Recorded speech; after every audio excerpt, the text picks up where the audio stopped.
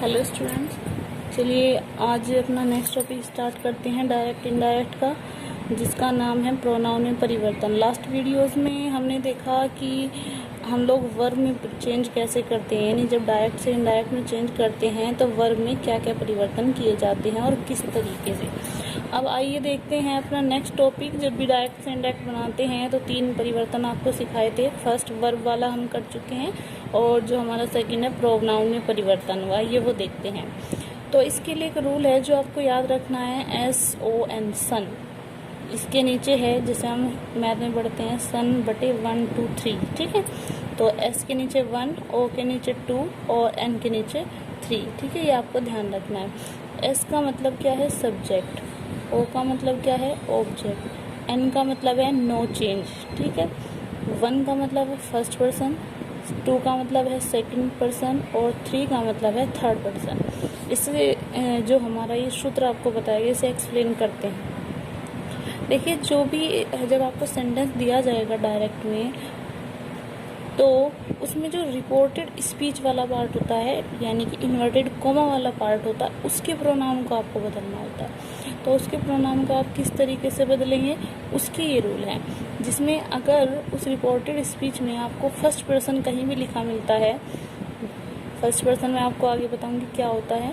First person मिलता है तो आप उसे सब्जेक्ट के अनुसार बदलते हैं। किसके सब्जेक्ट के अनुसार, जो रिपोर्टिंग वर्ब होती है, यानी इन्वर्टेड कोमा से जो पहले वाला भाग होता है, उस रिपोर्टिंग वर्ब के सब्जेक्ट के अनुसार फर्स्ट पर्सन को सब्जेक्ट के अनुसार बदला जाता है, सेकंड पर्सन को ऑब्जेक्ट के अनुसार, उसी रिपोर्टिंग वर्ब का जो ऑब्जेक्ट होता है उसके अनुसार, ठीक है, ऑब्जेक्ट के अनुसार बदला जाता है। और जो थर्ड पर्सन आता है उसमें नो चेंज, यानी उसमें कोई परिवर्तन नहीं किया जाता, उसे ऐसे के ऐसे ही लिखा जाता है। जो नाम होते हैं वो भी थर्ड पर्सन में आते हैं। तो आई थिंक आपको रूल तो समझ में आ गया होगा। फर्स्ट पर्सन को सब्जेक्ट के अनुसार, सेकंड पर्सन को ऑब्जेक्ट के अनुसार और थर्ड पर्सन को नो चेंज, कोई परिवर्तन नहीं करना। चलिए इसी रूल को और अच्छे से एक्सप्लेन करते हैं अपनी टेबल के थ्रू। फर्स्ट पर्सन के प्रोनाउन, जो फर्स्ट पर्सन का प्रोनाउन आपको मिलेगा वो रिपोर्टिंग वर्ब के सब्जेक्ट के अनुसार बदला जाएगा। अभी यहाँ पर एग्जाम्पल लिखा हुआ है, आप इसके थ्रू भी समझ सकते हैं। देखिए, सी सेड टू मी, उसने मुझे कहा आई एम अ सिंगर, मैं एक गायक हूँ। जो ये वाला पार्ट है सी सेड टू मी, ये आपके रिपोर्टिंग वर्ब वाला पार्ट है, मैंने पहले भी बताया था। तो इसका जो सब्जेक्ट है शी, सी ही या जो भी हो, इस सब्जेक्ट के अनुसार ही यहाँ इस जो रिपोर्टेड स्पीच वाला पार्ट है इन्वर्टेड कोमा वाला, इसमें अगर यहाँ पर फर्स्ट पर्सन आता है, कहीं भी फर्स्ट पर्सन अगर आता है तो वो सी के अनुसार, यानी कि रिपोर्टिंग वर्ब वाला जो पार्ट है उसके सब्जेक्ट के अनुसार बदलता है। यानी यहाँ फर्स्ट पर्सन आए तो सब्जेक्ट के अनुसार बदलेगा।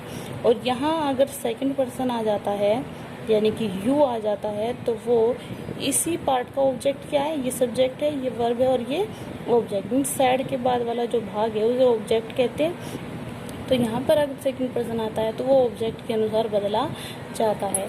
वैसे एक बार बता देती हूँ, जो आई और वी होते हैं वो फर्स्ट पर्सन होते हैं, केवल आई और वी, आपको बस इतना याद रखना, आई और वी फर्स्ट पर्सन में आते हैं। यू मीन्स तुम, ये सेकंड पर्सन में आता है। बाकी इससे अलग जितने भी नाउन होते हैं, प्रोनाउन होते हैं, सभी थर्ड पर्सन में आते हैं, जिनमें कोई परिवर्तन नहीं करना। तो उसे तो आपको याद ही नहीं रखना होता, आपको केवल फर्स्ट पर्सन और सेकंड पर्सन को याद रखना है। फर्स्ट पर्सन आई वी को सब्जेक्ट के अनुसार, सेकंड पर्सन यू को ऑब्जेक्ट के अनुसार, इसके अंदर। और कभी कभी ऐसा भी होता है सेड के बाद कोई ऑब्जेक्ट नहीं लिखा होता, तो वहाँ पर आप कोई भी ऑब्जेक्ट मी या हिम मानकर अपना यहाँ पर चेंज कर सकते हैं, ठीक है स्टूडेंट। अच्छा, तो सेकंड पर्सन को रिपोर्टिंग वर्ब के ऑब्जेक्ट के अनुसार, ये जो रिपोर्टिंग वर्ब वाला पार्ट है इसके ऑब्जेक्ट के अनुसार, ठीक है। थर्ड पर्सन नो चेंज, इसमें कोई परिवर्तन नहीं होता। चलिए एक बार आपको दोबारा बता देती हूँ, फर्स्ट पर्सन में कौन कौन आता है, आई और वी। फर्स्ट पर्सन का जो सब्जेक्ट होता है वो आई और वी होता है, सेकंड पर्सन का सब्जेक्ट यू होता है और थर्ड पर्सन का सब्जेक्ट ही, सी, इट, दे या अदर होते हैं। ऑब्जेक्ट आई और वी के अनुसार जो ऑब्जेक्ट बनता है, आई का ऑब्जेक्ट मी होता है, वी का ऑब्जेक्ट अस होता है, यू का ऑब्जेक्ट यू ही रहता है। और ही, सी, इट का मैंने लिखा हुआ है, ही का ऑब्जेक्ट हिम, शी का ऑब्जेक्ट हर और इट का इटी होता है, दे का देन होता है। पॉजेसिव केस यानी अपने के लिए इनकी इंग्लिश क्या लगती है, आई के साथ अपनी इंग्लिश माई लगती है, वी के लिए अपनी इंग्लिश जो इंग्लिश होती है अवर लगती है, ही के साथ हिज लगती है और शी के साथ हर लगती है, दे के साथ देयर लगती है और इट के साथ अपने की इंग्लिश इट्स लगती है। ठीक है, ये टेबल आपको याद रखनी है, आपको सेंटेंस बनाने में हेल्पफुल रहेगी। चलिए एग्जाम्पल देखते हैं फर्स्ट पर्सन का पहले, फिर सेकंड पर्सन का देखेंगे और फिर थर्ड पर्सन का कि किस तरीके से हमें चेंज किया जाता है। सेंटेंस आपका she said to me I am a singer, तो इसे आप ऐसे लिखेंगे शी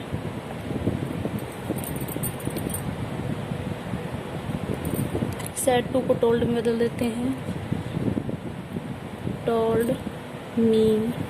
इन्वर्टेड कॉमा हटाने के बाद यहाँ पर क्या लगेगा, दैट, क्योंकि हम असर्टिव सेंटेंस कर रहे हैं। आई जो कि एक फर्स्ट पर्सन है, अभी आपको बताया गया था आई फर्स्ट पर्सन होता है। आई को सब फर्स्ट पर्सन को किसके अनुसार बदलना है, सी एक ऑब्जेक्ट सब्जेक्ट है। ठीक है, तो अगर हमें यहाँ पर सब्जेक्ट ही लिखना है तो सी का सब्जेक्ट क्या रहेगा, सी रहता है, सी का सब्जेक्ट सी का अगर ऑब्जेक्ट लिखना होता तो हर लिखते, तो दैट के बाद क्या लिखा जाएगा, शी। अब हमने पहले वीडियो में पढ़ा था कि वर्ब को भी परिवर्तित करना होता है, तो एम को वॉज बना देते हैं क्योंकि शी के अनुसार वॉज आएगा, वर्ड नहीं आता, वॉज आ सिंगर ऐसे ही। Clear student. चलिए सेकंड पर्सन का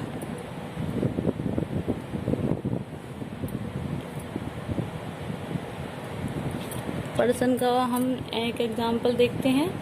Ajay said to me you are a good boy, Ajay ने मुझसे कहा कि तुम एक अच्छे लड़के हो। अजय सेम ऐसे ही, सेड टू का टोल्ड, इन्वर्टेड कॉमा के हटा के that, told me that you की जो कि एक सेकंड पर्सन है, यहाँ भी बताया गया था। तो सेकंड पर्सन को मी ऑब्जेक्ट, क्योंकि इस रिपोर्टिंग वर्ब का ऑब्जेक्ट क्या है, मी के अनुसार बदलेंगे और मी एक ऑब्जेक्ट है। ठीक है, तो मी का सब्जेक्ट क्या होता है, यहाँ पर हम देख सकते हैं मी एक ऑब्जेक्ट है, मी का सब्जेक्ट होता है आई। ठीक है, तो यहाँ पर सब्जेक्ट की जगह पर हम लिखेंगे I. Ajay told me that I, और आर इस आर की जगह क्या आता है, वॉज पर, तो आई के साथ क्या आएगा, was. I was a good boy. Clear student. चलिए नेक्स्ट एग्जाम्पल आपका है जो थर्ड पर्सन से रिलेटेड है।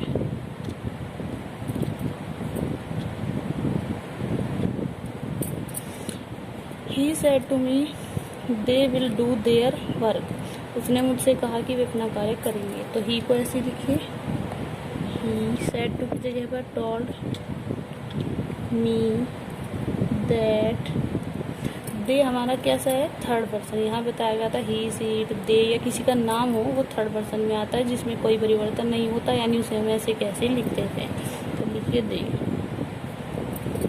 विल को क्या बदल सकते हैं, would,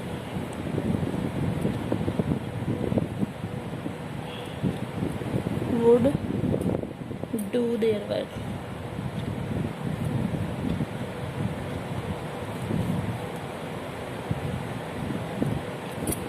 you would do their.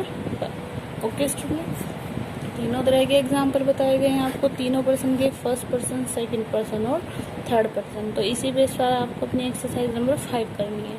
लेकिन एक बात और बताना चाहूँगी स्टूडेंट्स कि एक और परिवर्तन होता है इसमें वर्ब प्रोनाउन के अतिरिक्त, वो होता है आपका निकटता सूचक शब्दों में परिवर्तन, यानी कि जो दूरी निकटता वाले शब्द होते हैं उन्हें दूरी सूचक शब्दों में बदला जाता है।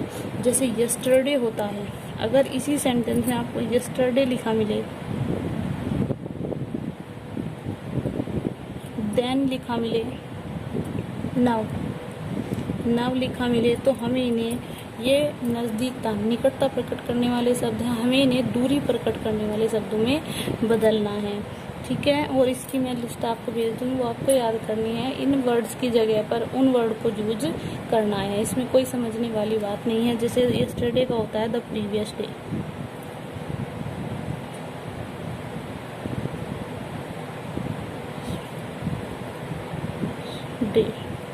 द प्रीवियस डे, ठीक है। नाउ का होता है देन, इनकी जगह ये वर्ड यूज़ करने हैं जब भी सेंटेंस में डायरेक्ट इनडायरेक्ट आप बनाए। नाउ की जगह देन, यस्टरडे की द प्रीवियस डे, और इसी तरीके बहुत सारे वर्ड हैं वो आपको याद रखने हैं। और इसी बेस पर आपको एक्सरसाइज करनी है प्रोनाउन की भी और निकटता सूचक शब्दों की भी। Thank you.